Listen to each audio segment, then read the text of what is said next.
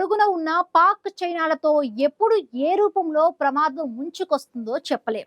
అందుకే సైనిక రంగం బలోపేతంపై భారత్ మరింత ఫోకస్ పెట్టింది. ఇందులో భాగంగానే హిందూ మహాసముద్రం, పాక్ చైనాలపై నిఘా కోసం సైనిక ఉపగ్రహాలను ప్రయోగించాలని భారత్ నిర్ణయించుకుంది. 2029 నాటికి మిలిటరీ ఉపగ్రహాలను అంతరిక్షంలోకి చేర్చాలని భారత్ లక్ష్యంగా పెట్టుకుంది.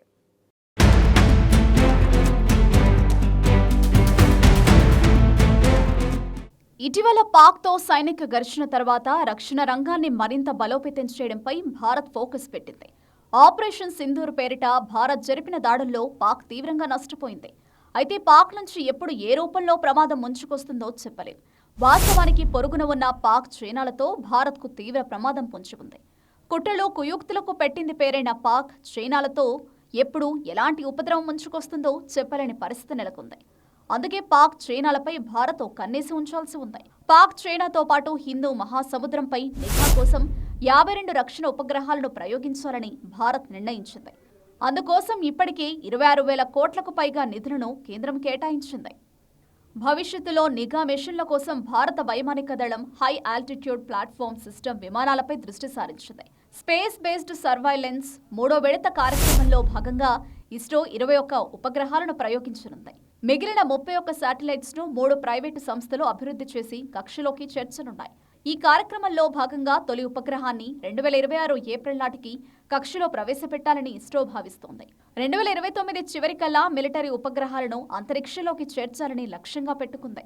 ISRO small satellite launch vehicle టెక్నాలజీని ప్రైవేటు సంస్థలకు బదలాయించి వాటికి ప్రాజెక్టులో కీలక భాగస్వామ్యం ఇవ్వనుంది. అత్యవసర సమయాల్లో వేగంగా ఉపగ్రహాలను ప్రయోగించడానికి ఇది ఉపయోగపడనుంది.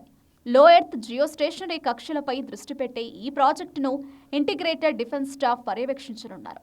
చైనా యాంటీ శాటిలైట్ సామర్థ్యాన్ని కౌంటర్గా కూడా ఈ project ఉపయోగపడనుంది.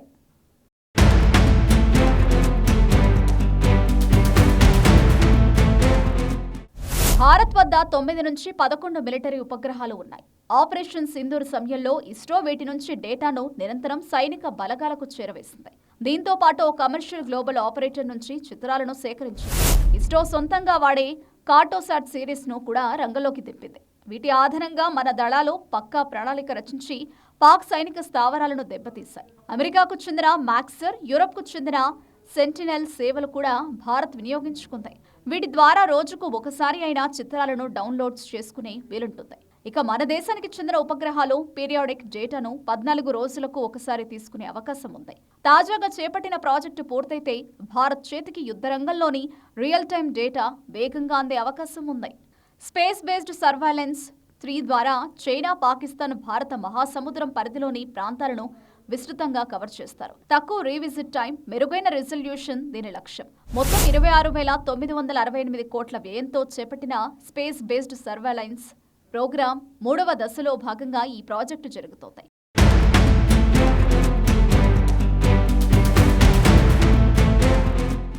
Cabinet committee on security 2023 అక్టోబర్లో దీనిని ఆమోదముద్ర వేసింది. ఇంటిగ్రేటెడ్ డిఫెన్స్ స్టాఫ్ ఆధ్వర్యంలో డిఫెన్స్ స్పేస్ ఏజెన్సీ ఈ ఉపగ్రహాలను లో ఎర్త్ ఆర్బిట్, జియోస్టేషనరీ ఆర్బిట్లో ప్రవేశపెట్టి మిషన్కు నేతృత్వం వహిస్తోంది. అంతరిక్ష వ్యూహాన్ని సైతం మెరుగుపరిచే పనిలో భారత్ ఉంది. ఉపగ్రహాల ప్రాజెక్టుతో పాటు సైనిక అవసరాల కోసం సమగ్ర అంతరిక్ష వ్యూహాన్ని రూపొందిస్తున్నారు. ప్రస్తుతం భారత్కు చెందిన 10 ఉపగ్రహాలు 24 గంటలు వ్యూహాత్మకంగా పనిచేస్తున్నాయి. దేశ ప్రజల రక్షణ, భద్రతకు ఇవి ఉపయోగపడుతున్నాయి. భారత్కు ఉన్న 7,000 కిలోమీటర్ల తీర రేఖ, ఉత్తర సరిహద్దులపై నిఘా పెట్టాల్సిన అవసరం ఉన్న నేపథ్యంలో పాక్ చైనాతో పాటు హిందూ మహాసముద్రంపై నిఘా కోసం 52 రక్షణ ఉపగ్రహాలను ప్రయోగించాలని భారత్ నిర్ణయించింది. మరోవైపు చైనా సైనిక అంతరిక్ష సామర్థ్యం వేగంగా పెరుగుతోంది. 2020లో 36 ఉపగ్రహాలు ఉండగా 2024 నాటికి 1000కి పైగా చేరాయి. వీటిలో 360 ఉపగ్రహాలు ఇంటెలిజెన్స్, సర్వైలెన్స్, రీకాన్సెన్స్ కు ఉపయోగపడుతున్నాయి. ఇలాంటి పరిస్థితుల్లో భారత్ కూడా మిలిటరీ ఉపగ్రహాలను పెంచుకోవాల్సిన ఆవశ్యకతను గుర్తించింది. స్పేస్ బేస్డ్ సర్వైలెన్స్ 3వ విడత కార్యక్రమంలో భాగంగా ఇస్రో 21 ఉపగ్రహాలను ప్రయోగించేందుకు సిద్ధమవుతోంది. 2029 చివరికల్లా మిలిటరీ ఉపగ్రహాలను అంతరిక్షంలోకి చేర్చాలని భావిస్తున్న భారత్ ఆ దిశగా పనులను వేగవంతం చేస్తోంది.